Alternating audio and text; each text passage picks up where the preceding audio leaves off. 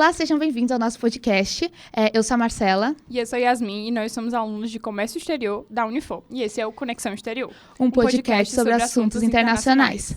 Bem, hoje a gente está com o nosso professor, o professor Alisson. Ele dá a primeira aula do primeiro semestre de cenários econômicos e ele vai se apresentar um pouquinho para vocês. Bem, pessoal, primeiro é uma honra estar aqui com vocês. Parabenizo, né, pela ação aí, né, do curso de Comércio Exterior. E assim, eu, né, como diria o Belchior, sou apenas um rapaz latino-americano que venho, né, trazendo o DNA da educação. Né? Minha mãe, em particular, que é uma referência minha, é professora.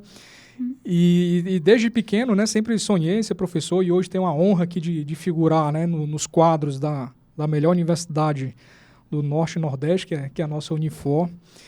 E sou professor dos cursos de Economia, Comércio Exterior, né, Administração, Finanças, Ciências Contábeis, Gestão Financeira, e se deixar eu vou até aqui a letra Z, tá? De tantos cursos que a gente ministra aqui na Unifor.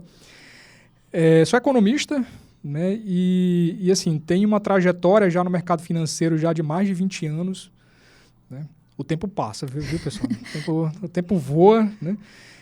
E atualmente eu chefio, né, o maior departamento de economia do Norte e Nordeste, que é o departamento do Banco do Nordeste. Né? Então, assim, tem uma outra honra que é também comandar um departamento que temos mestres e doutores. E entre os assuntos que nós, né, lá estudamos, que nós pesquisamos, é a área de comércio exterior, né, que é uma das áreas que eu particularmente, assim, gosto demais, gosto de me aprofundar sobre os dados, de trazer, né, conexões para dentro do banco e também para ajudar a sociedade, né, para a gente compreender aí como é que está aí a fluidez aí do comércio exterior e como é que o nosso estado, né, o nosso estado do Ceará, né, o Brasil pode se posicionar e conseguir, né, melhores resultados aí para toda a nossa sociedade. Né? A gente então busca, né, fazer isso. Enfim, é isso. Tá? E também tem um pequeno detalhe, né? Eu sou um rapaz também nascido lá em Aracoiaba, não sei se vocês já ouviram falar da megalópole do sertão, que estou aqui como um dos representantes aqui para dialogar, para conversar hoje com vocês. Antes de a gente começar as perguntas mais sérias que a gente preparou, eu queria perguntar se teve algum momento, como você, um jovem de Aracoiaba, pensou, nossa, quero trabalhar nessa área, eu quero trabalhar num dos maiores bancos do Nordeste, quero ser professor de uma das maiores universidades. Como que você teve essa iniciativa? De onde que veio? Teve algo? Porque você falou que a sua mãe era professora. Teve alguma coisa que teve esse insight, que você quis trabalhar nessa área? Boa, Marcela. Eu confesso que, assim, quando eu fui fazer vestibular, na nossa época, né, ainda era preto e branco, né? Não, tô brincando. A gente tinha uma necessidade de você escolher quais eram as disciplinas específicas para você fazer o vestibular. Na minha época tinha a primeira e a segunda fase, e aí a primeira fase, né, eram todas as provas, e a segunda eram essas disciplinas específicas. E aí, eu confesso e digo para todo mundo, meu curso inicial era para fazer administração. Tá? Só que quando eu fui ver, né, as disciplinas que eu mais gostava, né, que era para fazer as específicas, acreditem, era matemática e história. E eu fui ver, né, quais eram os cursos que combinavam, e foi economia. Aí eu, cara, por que não? Né? Por que não? E aí fui estudar isso no meu terceiro ano do ensino médio, e fiz, né, então, vestibular para economia, passei lá entre os primeiros lugares do vestibular.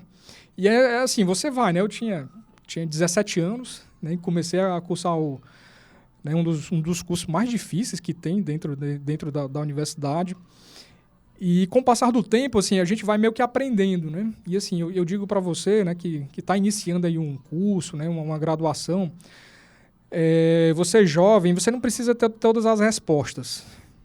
Caminhe, tá? Faça a sua caminhada, que ela vai aparecer. Né? A sua história, ela vai, de uma hora para outra, vai abrir uma janela e você vai perceber que aquele é o seu caminho.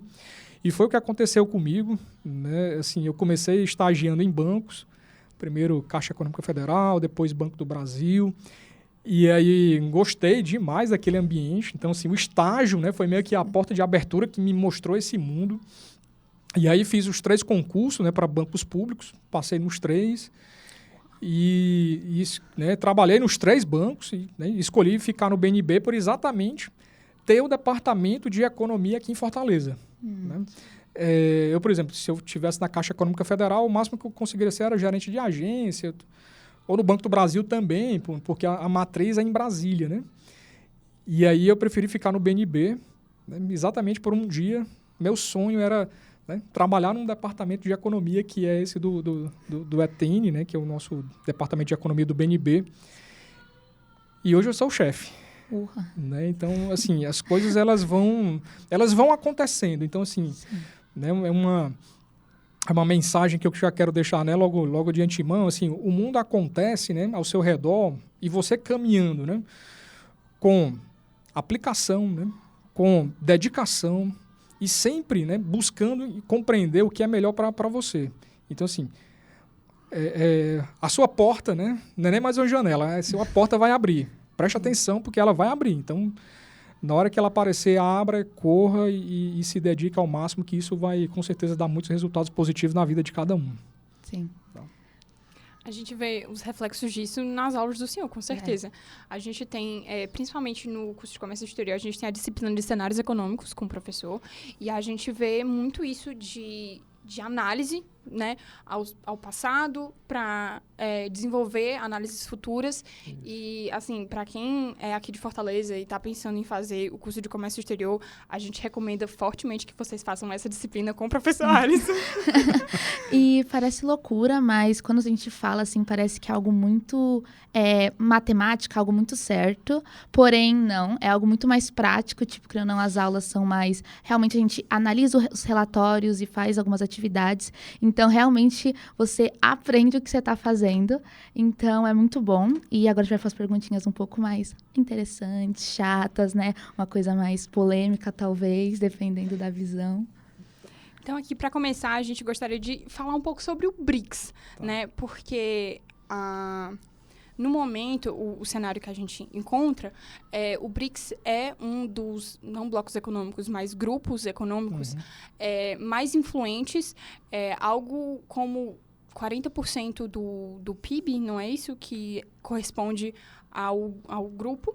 Então, a gente vê o BRICS como um agente muito forte no mercado econômico. O que o senhor teria para falar para a gente sobre a ascensão do BRICS, o que a gente pode esperar do BRICS para os próximos anos desse gênero? Não, perfeito. Assim, o BRICS, né, é bom a gente primeiro fazer um rápido retrospecto histórico, né, assim como a gente passa isso na disciplina de cenários, né, para você sempre entender o cenário, né, que cenários, assim, nunca esqueçam, é um contexto, né, é um pano de fundo.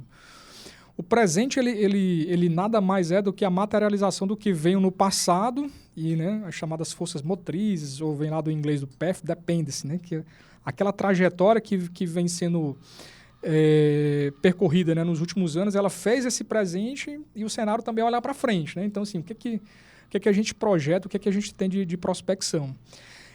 E olhando isso para o BRICS, né, então, assim, olhando primeiro para o passado, a gente percebia que existiam vários países de alta capacidade econômica, né, de grande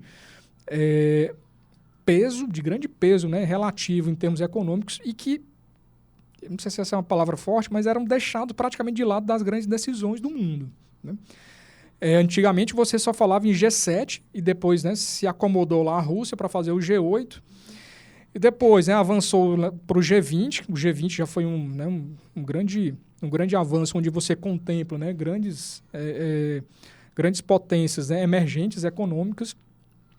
Só que o grupo do BRICS ele percebia, né, primeiro o BRICS ele nasceu na verdade mais como uma obra do acaso, né? Um jornalista escreveu um artigo, colocou lá os países meio que se encaixavam em algumas condicionantes e aí os países se perguntaram por que não, né?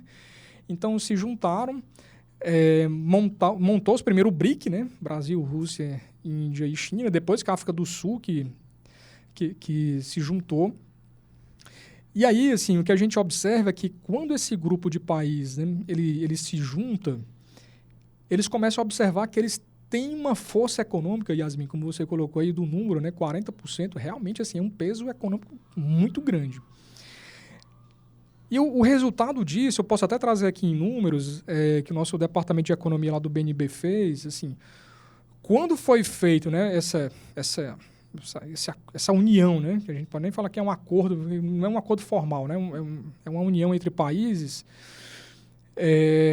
os negócios entre esses países, assim, houve um crescimento gigantesco.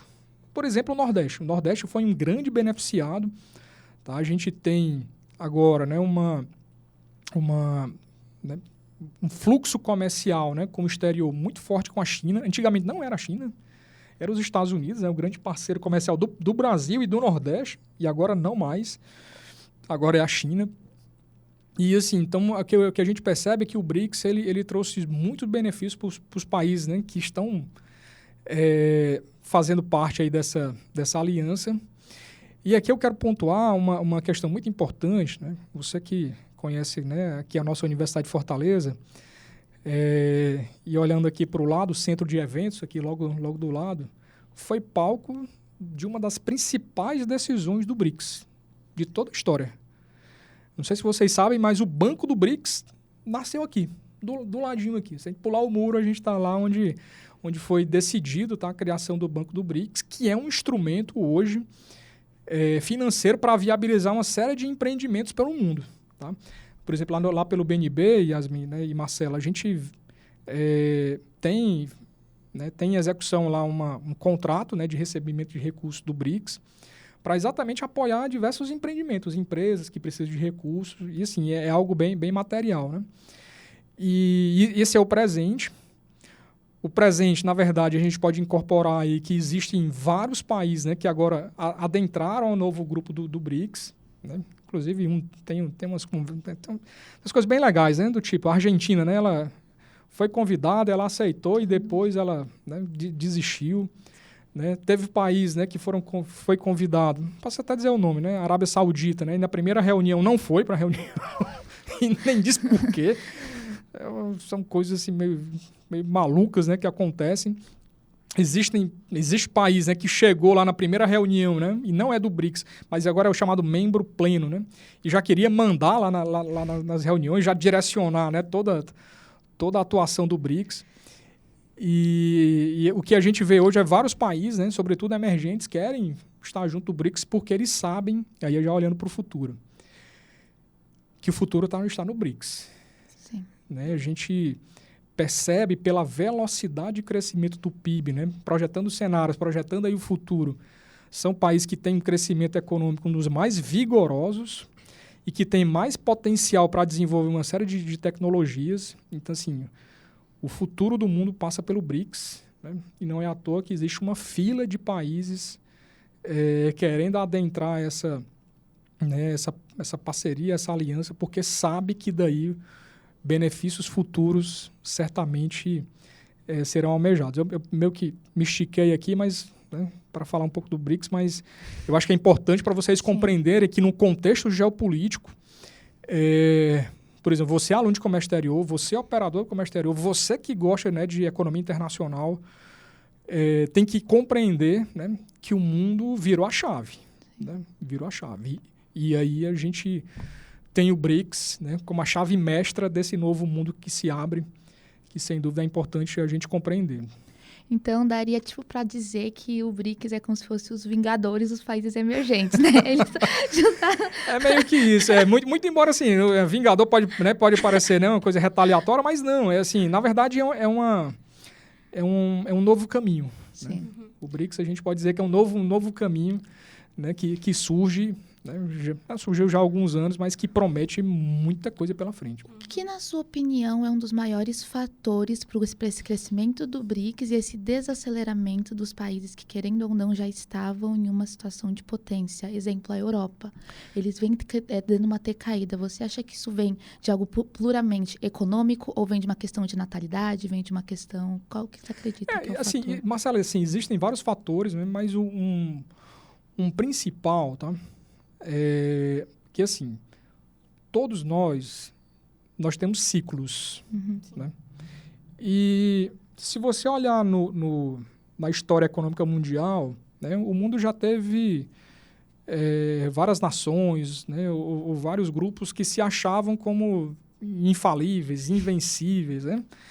É só lembrar dos gregos, é só lembrar dos romanos, né? É só lembrar dos ingleses, dos britânicos, é só lembrar agora dos americanos. Sim. Então, assim, da Pérsia e por aí vai, né? E agora Irã. Então, assim, o mundo ele é feito de ciclos, né? Que a própria China, né? No seu contexto milenar, ela já foi a maior potência econômica mundial, deixou de ser e agora vai ser de novo. Sim. Né? Esse é um primeiro ponto. O segundo, né? Aí você bem pontuou, Marcelo, assim, existem algumas variáveis, né, socioeconômicas que elas começam a jogar contra. Né? Por exemplo, a variável demográfica. A Europa já sofre, já se joga contra, né, essa variável. Né? Enquanto que a China e a Índia, elas estão no ciclo positivo, elas estão no ciclo favorável. Nós, Brasil, nós ainda estamos no ciclo positivo. Tá? Então, assim, a gente ainda pode surfar nessa onda, né, das variáveis demográficas. Tem a questão também de tecnologias. Né? As tecnologias elas vão mudando de perfil ao longo do tempo e essas próprias parcerias, essas próprias sinergias entre países, né? É como se você estivesse fazendo um bolo. Né? Assim, os ingredientes que você está fazendo, de repente, para um vai desandar e o outro vai dar certo, vai dar bom. Então, é uma outra variável, como, por exemplo, hoje, China, né? O DeepSeek, né, é um grande emblema, né, dessa nova tecnologia chinesa. Mas a Índia, quando você olha para a Índia, também, assim, eles têm um crescimento tecnológico gigantesco. Olha para as empresas, né, as principais empresas do segmento de tecnologia. Quem são os presidentes, né, os CEOs? São indianos. Então, assim, não é coincidência. Sim. Não é coincidência. Então, Marcelo, assim, é um conjunto de variáveis, aí você foi bem no ponto. Demográfico, tecnológico, né? As próprias parcerias entre países e são ingredientes necessários, mas também os próprios ciclos, né? Os ciclos econômicos também, eles formam esse novo cenário. Tá? A gente pode, então, compreender que o BRICS é essa aliança para tentar, dos países emergentes, para tentar, de certa forma, depor o poder que existia antes econômico dos Estados Unidos e da Europa? De certa forma, assim, porque, assim, às vezes a gente... isso é natural da mente humana, você jogar contra um outro, né? Eu quero ser o melhor, os outros serão os piores. Eu, sinceramente, eu acho que, assim, nem a própria China, né? Que é tipo assim, os Estados Unidos, assim, eu quero odiar a China. A China não quer odiar os Estados Unidos. Né? A China não quer briga com os Estados Unidos. A China quer ser a China, que é grande, gigantesca. E às vezes, assim, a gente tem que... Né, para a gente pensar grande, não significa que o outro tem que ser pequeno. Né? E eu acho que, às vezes, assim, na grande mídia, né, às vezes na internet, a gente vê esse discurso maniqueísta, que acaba que o próprio Estados Unidos entra nessa onda, mas eu já tenho, né, possibilidade de conversar com algumas pessoas, e assim, o que a gente vê é que a China, a Índia, o próprio Brasil, eu não sei a Rússia, mas, mas a gente, assim, quer crescer. Se os outros vão crescer, ótimo. Né? Se os outros não crescer, bem, né, paciência, isso faz parte do jogo. Mas assim, Yasmin, eu acho que não é propriamente depor, mas é crescer, né, de uma forma mais rápida e ganhar, né, pujança, robustez econômica. É isso que o BRICS e que os países emergentes eles estão buscando. E muito assim também para ser ouvido, né? Como eu falei da questão do G7. Antigamente os países emergentes não eram ouvidos, eram tratados literalmente como país de terceiro mundo. Sim. Né? Essa era a expressão mais utilizada quando eu estava na graduação. Assim, Brasil é país de terceiro mundo, sequer tem voz. Né? Muito embora tenha algumas coisas assim, interessantes. Né? Por exemplo, quando tem a reunião ordinária da ONU, né? Quem abre a reunião é o Brasil. Né? Aquilo assim, é um motivo de orgulho nosso, que é muito conquistado, né, por uma vitória, né, do nosso corpo diplomático. Né? E aí já vai uma menção aqui para vocês, né, alunos de comércio exterior que gostam do assunto. Comércio exterior e diplomacia, elas caminham juntos. Tá? Muitas vezes a gente... Né, tem pessoas que olham diplomacia apenas como emissão de passaporte, né, como um tratamento meio que cartorário. Diplomacia, ela vai muito além disso. Ela vai, como, por exemplo, para viabilizar os negócios pelo mundo. Sim. E o comércio exterior tem que compreender essas relações diplomáticas. Tá? Isso é um ingrediente necessário para vocês, né, que vão compor aí as fileiras aí dos profissionais de comércio exterior, entender como a diplomacia funciona, porque sem eles, assim, eles são os pontas de lança, né, dos negócios de comércio exterior, e a gente tem que aprender a conviver, a saber, né, como é o dia a dia, na verdade, como é o modus operandi, né? Sim. Inclusive, tem até alguns alunos, né, que foram meus alunos, que um dos sonhos era serem embaixadores, né? Sim.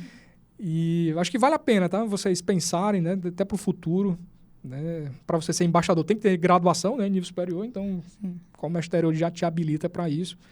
E pensar no futuro em, quem sabe, né, figurar lá no Instituto Rio Branco, em trabalhar, né, em órgão tipo OMC.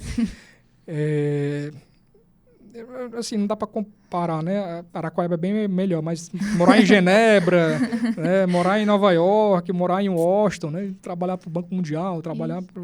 Daí, quando perguntarem, eu vou falar, aluno do professor Alisson. E eu conheço algumas pessoas lá, né? Mas, enfim, é isso, né? A respeito do Banco do BRICS que o senhor citou, a gente poderia, por exemplo, dizer que seria uma alternativa, o Banco do BRICS seria uma alternativa para que outros países em desenvolvimento se voltassem a ele, ao invés de órgãos como o FMI ou o Banco Mundial? Sim, sem dúvida. Agora, sim, a gente tem que assim, colocar, né, as caixinhas no seu lugar, porque assim, o FMI, ele tem mais como fundamento ajudar os países a enfrentar crises econômicas, né? Como, por exemplo, a Argentina ou o Brasil, né, na década de 80, início da década de 90. Então, o FMI ele funciona mais como se fosse um tesoureiro para conseguir aí vencer, né, algum entrave financeiro do Estado. O Estado, quando eu falo país, enfim. O Banco Mundial, ele nasceu exatamente lá do acordo de Bretton Woods, né, que vocês sabem, né, mais do que eu aí na história, que ali praticamente, né, determinou como é o sistema financeiro global hoje. Né? A gente pode até falar do dólar daqui a pouco, né, o papel do dólar. E nasceu lá, assim, tudo foi decidido lá, em Bretton Woods. Né? E assim, o Banco Mundial ele nasceu mais como uma ideia de reconstrução, né? De reconstrução da Europa. E depois eles perceberam o seguinte, olha, a gente reconstruiu, né, a Europa, ou grande parte dela tem recurso, então vamos viabilizar recursos aqui pelo mundo para viabilizar, né, uma série de empreendimentos. Só que o que acontece? Ainda é insuficiente. E aí veio a ideia, né, de você ter o BRICS, muito embora já tenha outras instituições, tá, como a CAF, que é CAF, que é a Cooperação Andina para o Financiamento, que aí pega toda a América Central e a América Latina. Inclusive, o meu ex-chefe, economista-chefe, ele hoje é diretor da CAF. Então, ele viabiliza, né, uma série de financiamentos para a América Latina e Caribe. E tem também o BID, né, que é o Banco Interamericano de Desenvolvimento. Então, assim, tem instituições, mas o que acontece? Lembra daquela história do ter a voz? Né? Assim, se você pensar quem é o presidente do FMI, é um europeu. Tá. Né? Sim. Se você vê quem é o presidente do Banco Mundial, se eu não me engano, é um americano. Tá. Né? Quem é Aí, assim, você começa a entender assim, quem são os grandes, né, CEOs, os caras que comandam, muitas vezes eles são dos grandes centros, dos países envolvidos. Então, o Banco do BRICS, ele veio meio que assim, vamos criar uma instituição assim, com a nossa cara, né? Que a gente tenha voz, né? Que a gente tenha como viabilizar financiamentos que sejam customizados aos meus problemas. Né? Porque um problema estrutural brasileiro é diferente de um problema estrutural francês. Sim. Né? Um abraço meu amigo Hugo. Né? Nosso amigo Hugo, né? O gringo, né? Que teve, o gringo. Que estava com a gente no episódio passado. E né, o cara é espetacular. Então, assim, os problemas estruturais são diferentes. Então, o Banco do BRICS ele vem meio que para dar voz, né, e direcionar assim, de uma maneira assertiva quais são os recursos que devem ser direcionados a projetos que tenham maior impacto, né, para a nossa realidade. Então, ele vai muito nesse sentido. Agora eu vou fazer meio que 3 perguntas em uma, mas a primeira é, o BRICS chegou a sugerir a criação de uma própria moeda para o grupo, e a primeira pergunta seria se isso é viável ou mais um discurso na prática, e as perguntas que vêm a seguinte é, caso isso não seja viável, como funcionaria ainda o BRICS utilizando o dólar nessas transações, e caso dê certo, como que funcionaria, quem sairia perdendo, quais seriam, querendo ou não, as discussões econômicas que teriam, como talvez os Estados Unidos talvez pudesse dar uma retalhada em alguma situação parecida? Como que o senhor acha que seria esse cenário? Ainda bem que foram 3 perguntas em uma. Porque fosse responder cada uma, assim, seria mais difícil, tá? É melhor empacotar mesmo uma resposta em uma. Mas, assim, eu vou falar muito da minha percepção e, assim, a gente, lá no banco, a gente tem uma consultoria contratada que é de Hong Kong, tá? E eles falam, né, assim, de como é que funciona, né, a fluidez de moedas estrangeiras entre países, né? É assim, o que eu vejo, assim, BRICS, né, vai ter uma moeda, olha, não é impossível, mas no curto prazo eu acho não viável, não provável e não viável. Tá. Né?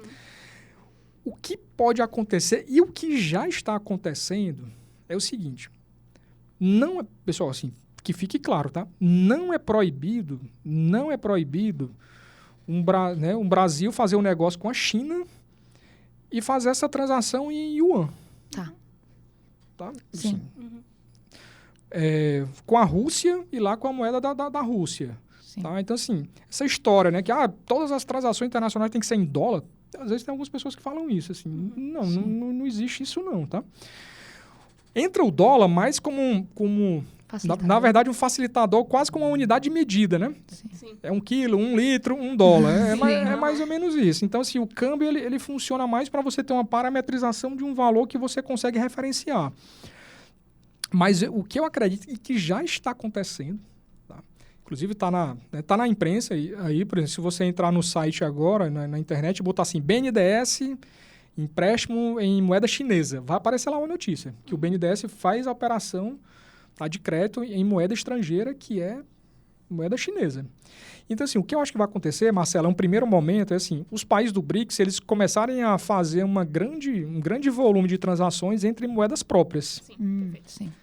Né? E, assim, será que vale a pena, né, o país, né, o Brasil, ter em moeda reserva alguns milhões, alguns bilhões de yuans? Sim. Eu acho que vale a pena. Sim. Né?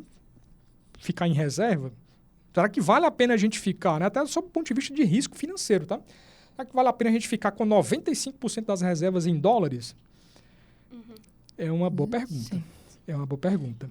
Então, assim, o que eu acho que um primeiro degrau aí que a gente vai subir com certeza, e assim, a perna já levantou, já falta só firmar o pé, é que esse fluxo de moedas entre países, né, que compõem aí o BRICS, ou os países emergentes, ele vai acontecer de uma forma mais natural. Sim. Né? Então, assim, você fazer transações entre moedas, entre países, isso na Ásia já acontece. Tá? Isso na Ásia já acontece. E para depois, quem sabe, quando você tiver esse fluxo, né, entre moedas bem azeitado, no futuro, talvez. E aí você talvez, né, você chegue isso numa moeda única. É bom a gente até lembrar rapidamente, né, o euro. Né? Tá.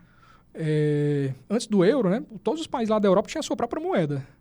Né? O Portugal, se não me engano, era escudo. A Grã-Bretanha lá tem a Libra, mas eles ficaram meio que de fora, né? A França tinha lá acho que é franco, né? Não. Enfim, assim, as moedas, elas tinham até uma certa... assim, acho que a palavra não é nem paridade, mas assim, você, português, indo comprar uma coisa na Espanha, você tinha que meio que referência. Sim. Então, isso naturalmente ajudou, né? E quando foi implementado o euro, que demorou muito, né? Sim. Se eu não me engano, demorou uns 30, 40 anos para ser implementado. Então, para o futuro, quem sabe? E essas retaliações que vem acontecendo por parte dos Estados Unidos, tanto na parte econômica, né, com as tarifas, quanto numa parte mais de um discurso, você acredita que isso pode ser um sinal de, sim, está dando certo, eles estão percebendo que está dando certo, ou pode ser um sinal de é melhor recuar, eu acho que não está meio pegado? Não, é assim, jogando assim, francamente, os Estados Unidos, assim, eles estão com muito medo, né, de toda essa articulação do BRICS. E assim, ele quer barrar tudo que seja contra contra Sim. aquilo que vai, né, assim, levar os Estados Unidos a ter problemas. Sim. Então, agora eu lembrei do chinês, assim, o Donald Trump, pessoal, vai passar 4 anos, tá? Ele vai sair. Para o chinês, 4 anos, para ele não representa nada, né? É só um grão de areia no deserto, assim. Sim. Então ele espera, né? Então, assim, ele sabe que é questão de tempo, né? E os Estados Unidos fazem isso porque sabem que pode ter sérios, né, problemas se perder a referência do dólar no mundo. Sim.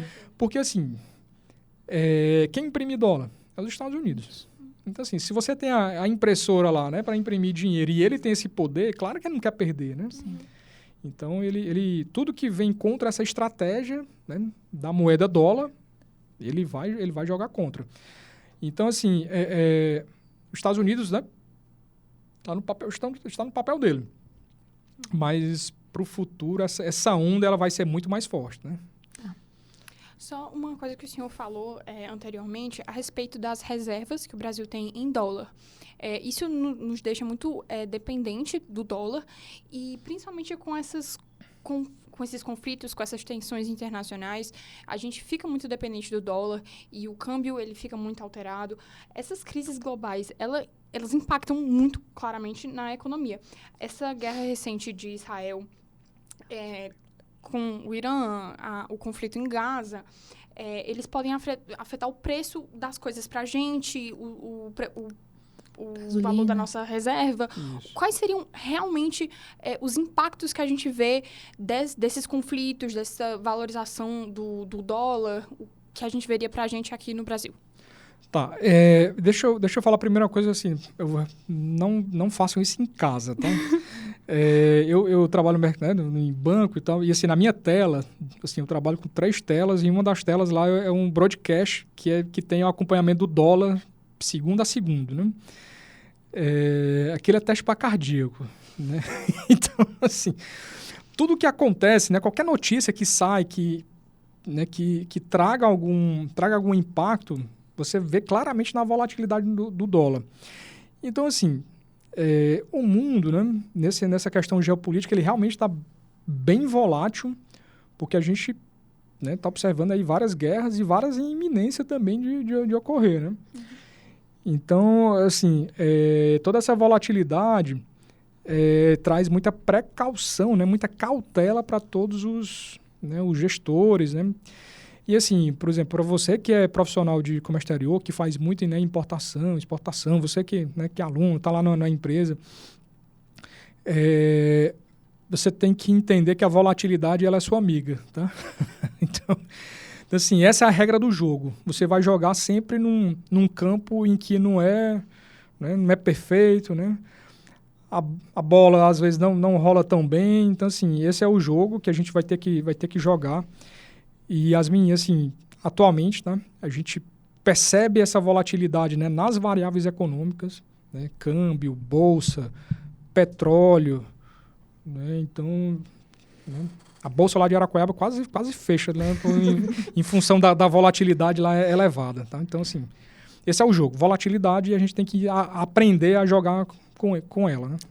A gente queria agradecer muito a sua participação novamente. Vão ter mais conteúdos no Bate-Bola, então se você estiver curioso por algum assunto mais polêmico, vai estar lá.